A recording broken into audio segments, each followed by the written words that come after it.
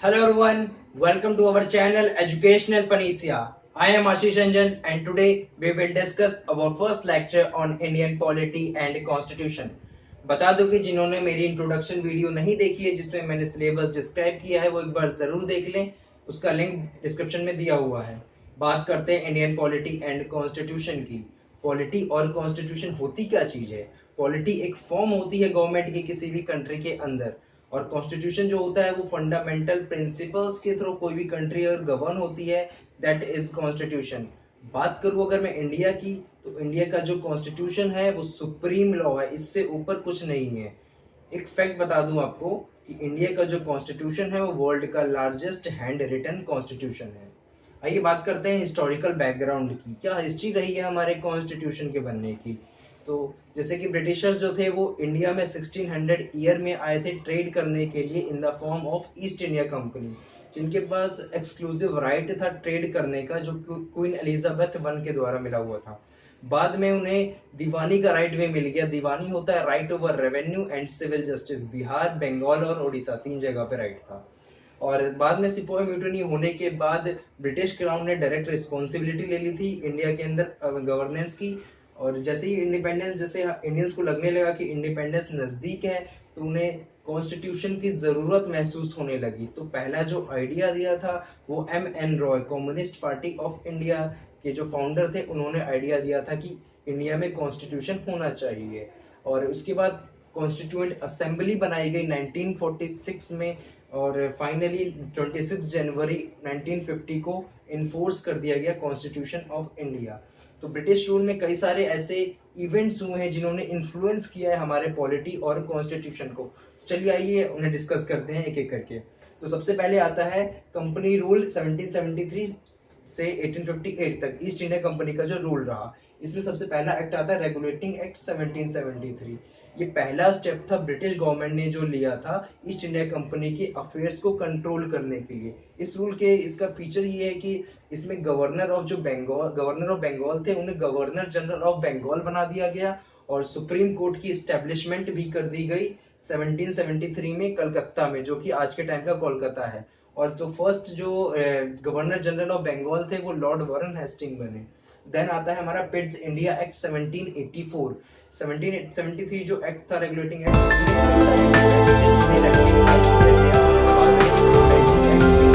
पास करके। तो 1884 की फीचर, 1784 की इसके फीचर बता दूं मैं कि इसमें ईस्ट इंडिया कंपनी का था पॉलिटिकल और कमर्शियल जो अफेयर्स थे उन्हें सेपरेट कर दिया गया, डिस्टिंग्विश कर दिया गया उन दोनों को। और बोर्ड ऑफ कंट्रोल और कोर्ट ऑफ डायरेक्टर के थ्रू डुअल गवर्नमेंट की स्टैब्लिशमेंट भी कर दी गई। देन आता है हमारा चार्टर एक्ट 1833। ये फाइनल स्टेप था ब्रिटिश गवर्नमेंट का centralisation in India.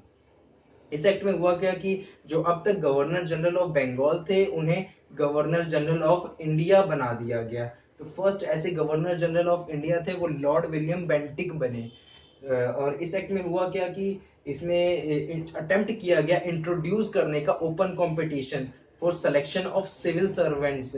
Civil servants को सिलेक्शन के लिए सिर्फ अटेम्प्ट किया गया, ध्यान रखिएगा यहाँ पे सिर्फ अटेम्प्ट किया गया, इंट्रोड्यूस अभी नहीं किया गया है। देन आता है हमारा charter act 1853। Finally charter act 1853 में इसमें इंट्रोड्यूस कर दिया गया सिविल सर्वेंट्स को रिक्रूटमेंट और सिलेक्शन के लिए। इसमें एक फीचर इसमें इंपॉर्टेंट ये भी है कि कंपनी का जो रूल था उसे एक्सटेंड कर दिया गया, बट ये स्पेसिफाई नहीं किया था कि कब तक के लिए एक्सटेंड किया गया है। तो ये क्लियर इंडिकेशन था कि ब्रिटिश क्राउन का रूल वो कभी भी आ सकता है। देन फाइनली आता है क्राउन रूल 1858 से लेकर के 1947 तक। तो सिपोही म्यूटिनी हुई थी 1857 में, जिसे फर्स्ट वॉर ऑफ इंडिपेंडेंस और act for good governance of India भी कहा जाता है। इस एक्ट में हुआ क्या था कि सिपोही म्यूटिनी, सिपाही विद्रोह होने के बाद ब्रिटिश क्राउन ने सारी रिस्पॉन्सिबिलिटी और पावर ले ली थी अपने हैंड में। और इस एक्ट में हुआ क्या कि जो अब तक जो गवर्नर जनरल ऑफ इंडिया थे उन्हें उनकी डेजिग्नेशन को चेंज कर दिया गया और वाइसराय ऑफ इंडिया कहा जाने लगा उन्हें। अब वाइसराय ऑफ इंडिया जो थे वो डायरेक्ट रिप्रेजेंटेटिव थे ब्रिटिश क्राउन के इंडिया में। तो सारी की सारी जो रिपोर्ट करते थे वो लॉर्ड कैनिंग, मतलब उस टाइम के वाइसराय करते थे। इसमें हुआ क्या कि इसमें डबल गवर्नमेंट की जो सिस्टम था बोर्ड ऑफ कंट्रोल और कोर्ट ऑफ डायरेक्टर को, उसे भी अबॉलिश कर दिया गया। देन आता है हमारा इंडियन काउंसिल एक्ट 1861, 1892, 1909। 1857 का जो रिवॉल्ट हुआ था, सिपोवा म्यूटिनी, उसमें उसके बाद इंडियंस के अंदर आक्रोश और काफी ज्यादा एंग्रीनेस, काफी ज्यादा गुस्सा आ गया था। इसके बाद ब्रिटिशर्स को लगने लगा कि इंडियंस का कॉपरेशन करना है में ही भलाई है, तो उन्होंने अपनी एडमिनिस्ट्रेशन में शामिल करना स्टार्ट कर दिया। तो उसमें उसमें तीन इंडियंस को शामिल किया गया अपनी लेजिस्लेटिव काउंसिल में। लॉर्ड कैनिंग ने, जो उस टाइम के वाइसराय थे, राजा बनारस और राजा बनारस, महाराजा ऑफ पटियाला और सर दिनकर राव, तीन इंडियंस थे। इनको नॉमिनेट किया गया अपनी लेजिस्लेटिव काउंसिल में, लॉर्ड कैनिंग ने किया था। देन इसके बाद इंपॉर्टेंट आता है एक्ट 1909, जिसे मॉर्ले मिंटो रिफॉर्म भी कहा जाता है। मॉर्ले जो थे उस टाइम के secretary of state of India थे, और मिंटो थे जो वो उस टाइम के वाइसराय ऑफ इंडिया थे। तो इसमें सत्येंद्र प्रसाद सिन्हा, इस एक्ट में एक फीचर है, सत्येंद्र प्रसाद सिन्हा जो फर्स्ट इंडियन थे जिन्होंने वाइसराय की एग्जीक्यूटिव काउंसिल को ज्वाइन किया था।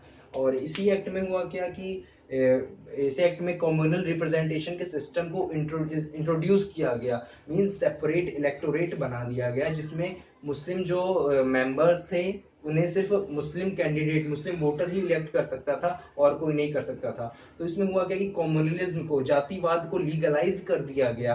और लॉर्ड कैनिंग थे जो उन्हें फादर ऑफ कम्युनल रिप्रेजेंटेशन भी कहा जाने लगा, फादर ऑफ कम्युनल रिप्रेजेंटेशन कहा जाने लगा लॉर्ड कैनिंग को। देन आता है हमारा गवर्नमेंट ऑफ इंडिया एक्ट 1919। इस एक्ट में हुआ क्या कि पहला स्टेप था ये रिस्पॉन्सिबल गवर्नमेंट, ब्रिटिश गवर्नमेंट ने ये डिक्लेयर कर दिया कि इंडिया के अंदर रिस्पॉन्सिबल गवर्नमेंट होनी चाहिए। तो ये पहला स्टेप उन्होंने लिया था। तो इसमें डायरकी और बाय कैमरलिज्म को इंट्रोड्यूस किया गया। डायरकी होती है डुअल स्कीम ऑफ गवर्नेंस, और बाय कैमरलिज्म होता है लोअर हाउस और अपर हाउस, इसमें दो हाउस होते हैं जो कंसिस्ट होते हैं। इनमें जो लोग, इसमें जो मेंबर्स आते हैं वो डायरेक्ट इलेक्शन के थ्रू आते हैं। देन आता है साइमन कमीशन।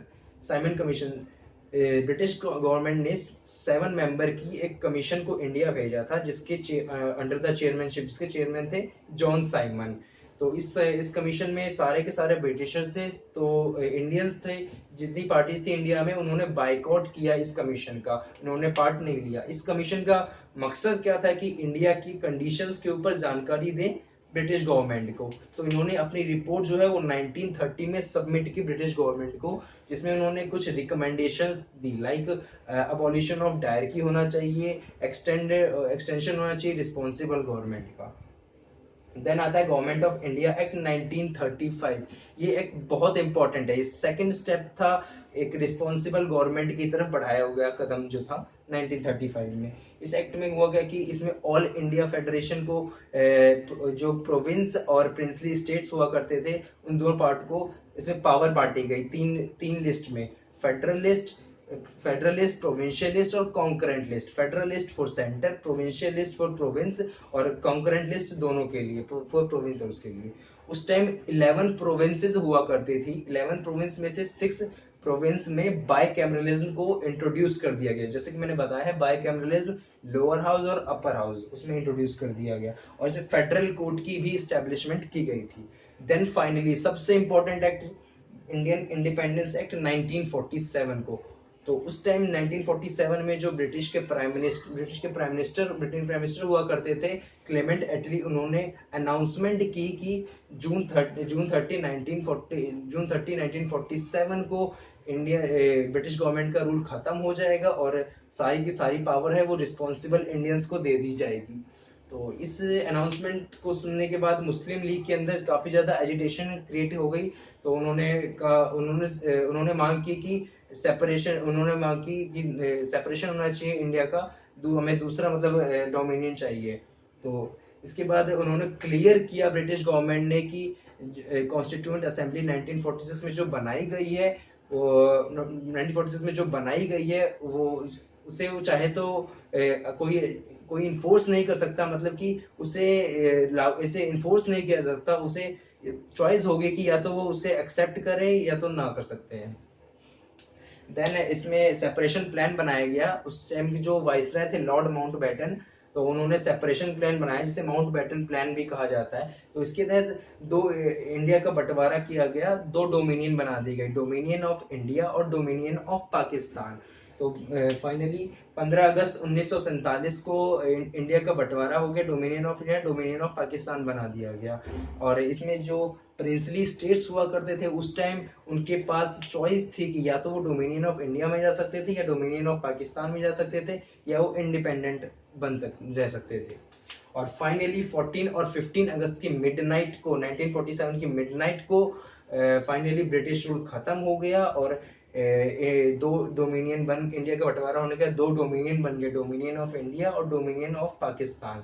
तो फाइनली जो उसमें लॉर्ड माउंटबेटन थे वो first governor general of dominion of India बने, और Pandit Jawaharlal Nehru first prime minister बने इंडिपेंडेंट इंडिया के। और 1946 में जो कॉन्स्टिट्यूएंट असेंबली बनी थी उससे parliament of dominion of India बना दिया गया। तो ये था हमारा हिस्टोरिकल बैकग्राउंड, कैसे कैसे हमारा कॉन्स्टिट्यूशन की हिस्ट्री ने क्या क्या अफेक्ट किया। तो नेक्स्ट वीडियो में मैं आपके साथ डिस्कस करूंगा मेकिंग ऑफ द कॉन्स्टिट्यूशन, कैसे हमारा कॉन्स्टिट्यूशन बना। तो आई होप कि आपको ये वीडियो पसंद आई होगी। तो आप प्लीज, आपसे रिक्वेस्ट करूंगा कि अपने दोस्तों के साथ इसे शेयर करें, और जिन्होंने अभी तक सब्सक्राइब नहीं किया प्लीज सब्सक्राइब जरूर कर लीजिएगा ये चैनल को। Thank you so much for watching the video, thank you so much for being here, thank you.